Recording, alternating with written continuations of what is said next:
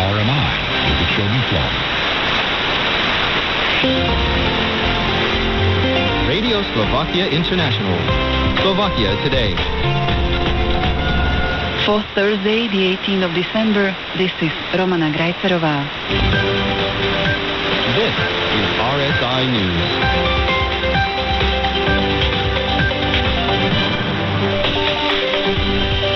Constitutional Court suspends law replacing Whistleblowers Protection Office.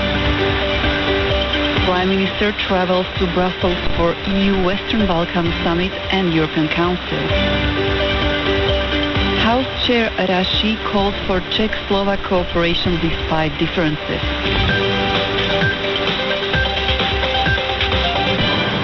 The Constitutional Court has suspended the effects of a law transforming the Office for the Protection of Whistleblowers, abbreviated as UOO, into a new authority.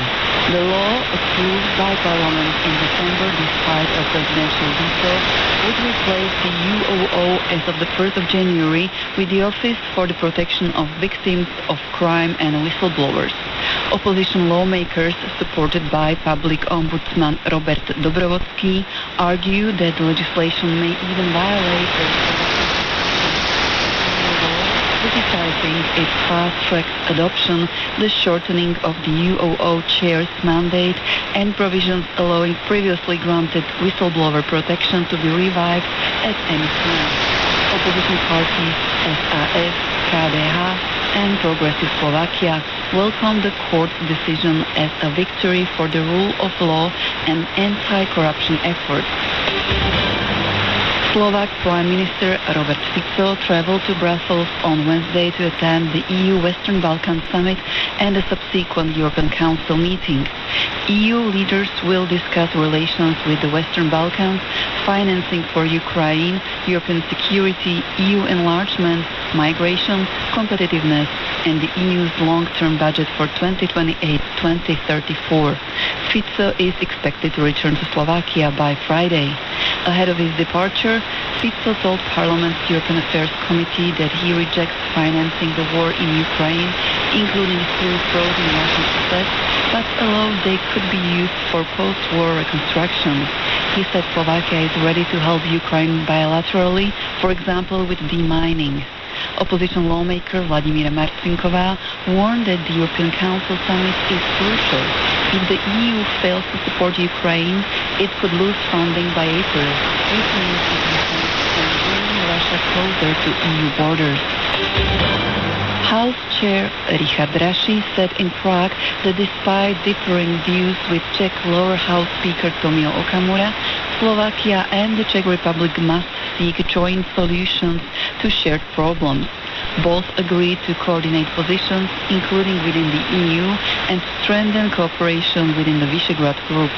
Raši said a meeting of four parliamentary heads is planned in Budapest early next year, with expected common stances on issues such as emissions allowances, migration, and the ban on combustion engines.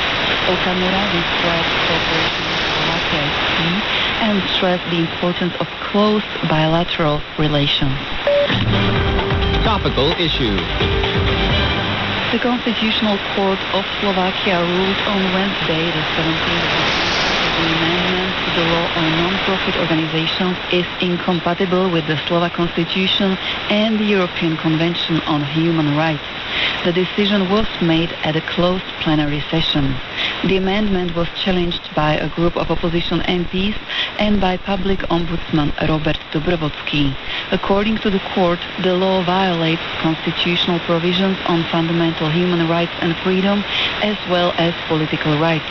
The court also found that provisions concerning the disclosure of information by organizations were unconstitutional.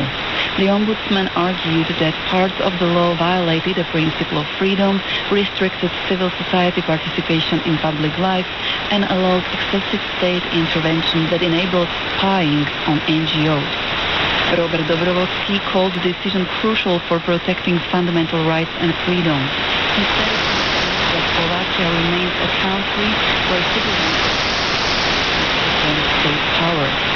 According to him, institutions safeguarding constitutionality function properly, and the principle of minimizing interference in a citizen's rights remains a cornerstone of democracy. Free civil society and a safe environment for whistleblowers are pillars that the Constitutional Court has strengthened today, Dobrovodsky stated. The amendment, effective since June, had required organizations to submit transparency reports and disclose information on the use of public funds. The court had previously accepted the MP's challenge for further proceedings in May, though their request to suspend the law's effect was initially denied. Progressive Slovakia criticized the amendment as threatening basic democratic principles and human rights.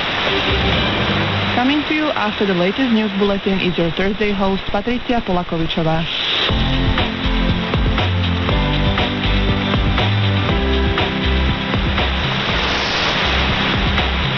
28th of December marks the International Day of Human Solidarity all across the world, which was proclaimed by the UN in 2005.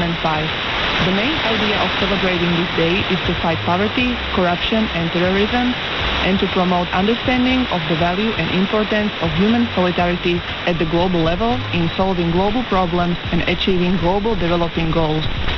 Given the many events at home and around the world, the meaning of the word solidarity is becoming increasingly important. In today's show, we will talk not only about solidarity and cohesion in society, but also what this term means for society from a sociological point of view and in practice. Sociologist Zuzana Kusa from Slovak Academy of Sciences, who specializes among other things in cohesion and solidarity in society, and Katarina Barošová, communications manager at the non-profit organization People and Peril, who will talk about how Slovak society works in this regard at home and abroad. Stay tuned. Radio Slovakia International. In Slovakia, the concept of solidarity is not always clearly understood or openly discussed. It is often reduced to a financial obligation, supporting people we do not personally know. Yet, solidarity also exists within our immediate social environment, caring for family members, neighbors, friends, and local communities. This raises the question of whether solidarity is a moral duty, and if so, how far does responsibility extend? The debate becomes even more sensitive when solidarity crosses national borders. Some question whether they are responsible for supporting vulnerable populations outside Slovakia or Europe, a discussion closely tied to the issue of social cohesion. In sociology, solidarity was defined by Emil Durkheim as the foundation of social cohesion. He argued that stable societies depend on fair rules of cooperation, where people do not feel exploited or unfairly treated. Social justice, in this sense, is inseparable from cohesion. Today, solidarity is increasingly seen as a relational concept, based not only on money, but on shared values and mutual understanding. While Slovakia appears deeply polarized in political life, everyday social attitudes often show more common ground that is commonly assumed. According to sociologist Zuzana Kusa from the Slovak Academy of Sciences, these shared concerns and common ground, however, often receive little attention from mass media or political actors. Conflict and polarization tend to dominate public discourse, and they attract audiences and mobilize political supporters. Politicians frequently rely on simplified narratives that divide society into opposing camps, using emotions such as fear, resentment, or hostility to strengthen. While effective for mobilization, this approach deepens divisions and overshadows the quieter forms of solidarity that continue to exist within society. There are several organizations in Slovakia that are directly involved in the development of solidarity. Organization People in Peril, in Slovak Človek v ohrození, strengthens solidarity by promoting understanding and empathy, bringing the stories of people affected by poverty, discrimination, or conflict into public debate, and helping to reduce prejudice. It also connects vulnerable communities with the wider society through community and educational projects, building trust, inclusion, and a stronger sense of belonging, especially in socially excluded areas. Next speaking is People in Peril's communication manager Katarína Barošová. Non-profit NGO People in Peril contributes to building solidarity and social cohesion in several complementary ways. By bringing stories of people affected by poverty, discrimination, or conflict into the public space, the organization helps society better understand their situations and reduces prejudice. When people are given support and tools to address their own challenges, the overall atmosphere in towns and villages improves, and a stronger sense of belonging emerges. Another key way People in Peril foster solidarity is through humanitarian assistance, both at home and abroad, which also mobilizes the public. Joint fundraising campaigns, volunteering activities, and support for people fleeing war reinforce the feeling that collective action can lead to meaningful change. Finally, the organization helps reduce social polarization through projects focused on inclusion, dialogue, and work with minority groups, contributing to easing social tensions and building mutual respect. According to the data from the Transnational European Solidarity Study, conducted in 2016 across 13 EU member states, Slovakia shows a nuanced relationship with European solidarity. While Slovaks broadly support economic and social cooperation within the European Union, solidarity sharply weakens when it comes to migration and refugee policy. In the area of fiscal solidarity, a majority of Slovak respondents agree that Slovakia should provide financial assistance to other EU countries facing severe economic crises. Although this support is weaker than solidarity directed towards regions within Slovakia itself, it is significantly stronger than willingness to help countries outside the EU. This indicates that Slovaks largely perceive the EU as a legitimate and distinct space for mutual economic support. Next speaking is Katarína Barošová from People in Peril. Our experience shows that attitudes towards solidarity in Slovakia often differ depending on whether the issue is domestic or international. In general, people are more willing to help at home, where problems feel closer and more tangible. Supporting neighbors, nearby communities, or vulnerable groups in a familiar local environment feels more natural, as people can more easily identify with those helping. By contrast, solidarity with people suffering abroad is often accompanied by greater doubt. Many ask why they should help elsewhere when there are problems at home, or they question whether the assistance will actually reach those in need. Concerns about distant cultures, various prejudices, and a lack of information also play a role, reducing willingness to support refugees or international humanitarian projects. At the same time, humanitarian aid in acute crisis situations is usually received more positively. People tend to respond to natural disasters, extreme poverty affecting children, or victims of war through financial or material support. Overall, Slovaks are empathetic and willing to help, especially where they feel a sense of closeness and lower risk. Around refugees, sectors such as fear, misinformation, limited personal experience, and political polarization come more strongly into play. Support is even stronger in the field of welfare state solidarity. Most Slovaks agree that the European Union should guarantee basic social protection for vulnerable groups, including the sick, the elderly, and the unemployed, regardless of where they live within the EU. Similarly, a majority supports efforts to reduce income inequality between rich and the poor Europeans, as well as disparities between wealthier and poorer EU member states. These attitudes place Slovakia among countries that see European integration not only as an economic project, but also as a social one. However, this openness has clear limits. The study shows that refugee solidarity is the weakest area of support in Slovakia. Only around 41% of respondents agree that refugees persecuted because of their Muslim faith should be granted the right to stay in Europe. Even more strikingly, a clear majority of Slovaks oppose mandatory burden-sharing mechanisms, such as the redistribution of refugees among EU member states. In this regard, Slovakia aligns with other Central and Eastern European countries, where concerns about national sovereignty and cultural identity strongly shape public opinion. Prežil som zas jednu zimu, leto, jeseň, jednu jar. Slané slzy, sladkú psinu, teraz si ma ty uvar. Prežil som zas kúsok času, vykročil som na terasu, pozrieť z výšky cestu späť. Niečo túžim nevidieť a všetko ďalšie dá sa. Stálo absolútne za to.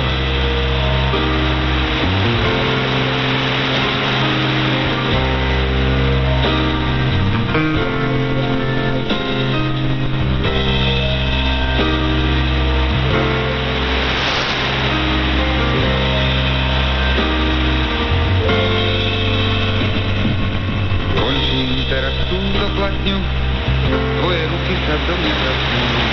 V našej záhrade slastí, ty si teraz na rade.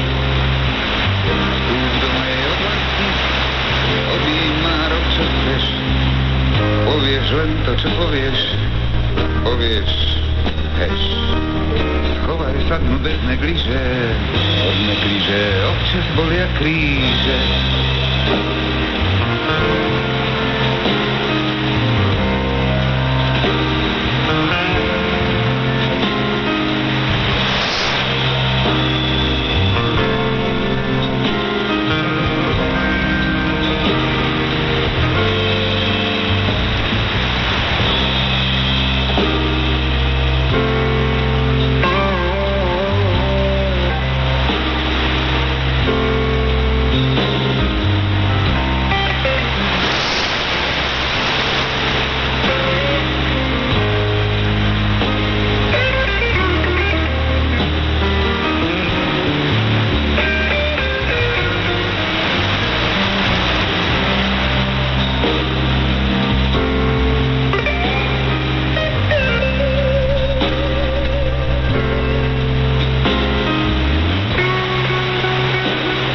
Happiness report shows that Slovakia ranks very high in having someone to rely on in difficult times, pointing to strong solidarity within families and close communities.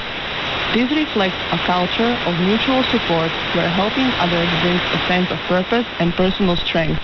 However, this strong micro-level solidarity contrasts with findings from the Transnational European Solidarity Study, which shows that Slovaks are more hesitant to extend solidarity beyond familiar circles, especially towards refugees and cross-border responsibility within EU. Next speaking is sociologist Zuzana Kusa. A World Happiness Report, which is published every year, also study what's impact on people feeling of satisfaction of their life. One of the factor of satisfaction, an important factor of satisfaction is if people have someone whom they can count on when they are in difficult situations. And in this indicator, Slovakia is on the third place in the world ladder. So we are better than Finland, which is the number one in satisfaction of life. And if people feel that they could count on some other people in difficult situations, this has a relation that also they are doing the same, that this relation is reciprocal. And this means that on this micro-social level, there is a relatively big issue. Certainly in this mutual help and support of people. Some people help others because they are pragmatically thinking that they will be paid and supported. But on the other side, it's also scientific finding that if we have power to help somebody and support him, this power of being helped and generous is contributed to your personal happiness. Not only that you are generous, but you are a solid person with a solid basis, and you have really power in this, because the people in Slovakia do not feel very powerful. For instance, in this World Happiness Report, there is a question about how free you feel in organizing or planning your life. And in this question, our response is put us on a very low level. I am thinking that perhaps this limited freedom of shaping your life has some relation to the mutual obligation relation, that the people feel too much commitment and obligation to other people. This limits them in doing freely and planning freely their life. Low trust between people and towards state institutions remains one of the main barriers to stronger solidarity, as doubts about fairness and transparency weaken the willingness to help. This is compounded by limited experience with community life and collective problem solving, as well as economic insecurity, which leaves many people focused on their own survival rather than the need of others. According to the sociologist Zuzana Kusa, the European Social Fund says that Slovakia draws around 2 billion euros for various projects. Ideally, she says, these funds should support meaningful help, but in reality, some projects, like development partnerships, are minimal in scope, involving just a few people per village. Such a small team cannot meaningfully address the challenges faced by the poorest communities, especially if local authorities are unwilling to support initiatives like infrastructure improvements. This highlights a recurring social tension. Some believe that help is only deserved if people work for it, which often conflicts with the actual needs for vulnerable populations. People face systemic barriers, such as discrimination in the labor market, long commutes, or limited access to public transportation, making it difficult to maintain stable employment. Housing is another critical issue. Rent is high, availability is limited, and waiting lists for municipal or social housing can exceed 2 years. In many cases, those with better connections are prioritized, leaving others without adequate support. Although Slovakia is often perceived as a country with few resources to share, this does not mean solidarity is absent. Next speaking is sociologist from the Slovak Academy of Sciences, Zuzana Kusa. It's not only the issue of trust. There is a general opinion that Slovakia is a poor country and we do not have enough to share with those who are in worse situation. Perhaps many are, but it is not that no one in Slovakia helps unknown people that are of voluntary organization. There are also a lot of informal help, but the number or proportion of people who are involved in formal voluntary organization is lower than in other countries, which also is related to the fact that there is no strong support for this voluntary organization, and also individual people are unable to provide or to support in such a proportion that in richer countries. So this lack of enough resources. Third of Slovak household has problem with unexpected expenses. The budget of families is very tight, so it's a problem to be generous. Voluntary organizations and informal networks continue to provide support, even if formal volunteering is less common than in wealthier countries. Tight household budgets and limited institutional support contain both local and international solidarity, influencing how far people feel able to contribute. Yet, examples from humanitarian, educational, and medical initiatives abroad show that when trust and solidarity are embedded in institutional missions, they can inspire long-term commitment and meaningful service despite material limitations. Next speaking is Katarina Barošová from People in Peril. One of the main barriers is low trust between people, as well as general lack of trust in state institutions. If the public does not believe that help will be used fairly and transparently, the willingness to show solidarity and offer support naturally declines. Another issue is the weak experience with community life. Many towns and villages in Slovakia lack a long-standing tradition of participation, neighborly cooperation, and community projects. When people are not used to solving problems together, they are less likely to get involved in helping others. Economic insecurity also plays a significant role, particularly in regions with higher unemployment. When people themselves live under constant pressure and fear for their own future, they have less capacity to focus on the problems of others.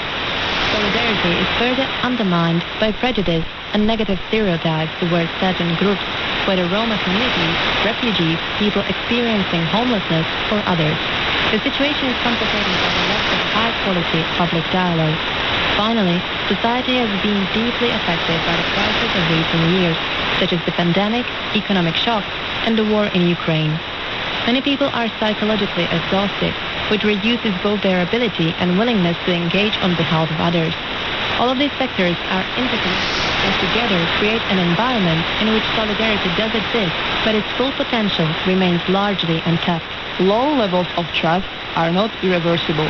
and they are often the result of limited personal experience with cooperation, shared responsibility, and visible positive outcomes of collective action. This is precisely where long-term educational, community-based, and participatory initiatives can play a crucial role in rebuilding trust and turning solidarity abstract concepts into real experience. Along with a number of organizations in Slovakia, People in Peril is actively participating in the society's perception of solidarity and reshaping the public opinion. Next speaking is their communication manager, Katarina Barošová. You can find more information about People in Peril activities on their website peopleinperil.org. Súčasťou našej práce je aj globálne vzdelávanie na škole. Our goal is to help young people develop a more open and solidary perspective on global events and on the people around them. Beyond school programs, we also implement community initiatives where people of different ages and social backgrounds work together on concrete projects. This hands-on cooperation helps build trust, demonstrates the real impact of solidarity, and directly breaks down barriers between communities. A significant impact also comes from our humanitarian campaigns and various volunteering activities which mobilize the public to provide practical help both at home and abroad. Participation in fundraising drives or volunteer programs changes how people perceive these issues, as they can see the tangible results of their support and its real-life impact, strengthening the sense of belonging and engagement. Although it is difficult to precisely measure changes in attitudes at a broader societal level, our experience shows that participants in people in these programs results of empathy, a greater willingness towards international solidarity, and a more open approach to people from different social or cultural backgrounds. We have reached the end of today's show, dedicated to the International Day of Human Solidarity. Signing off is your host Patricia Polakovičová and Romana Šunderlíková behind the sound desk. And together, we wish you a nice rest of your day. Do počutia.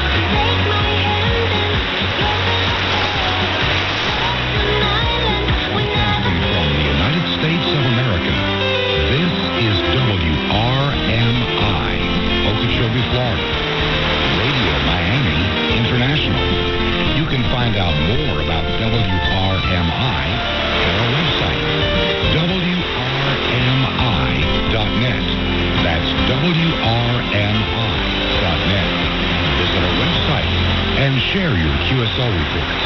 This is WRMI.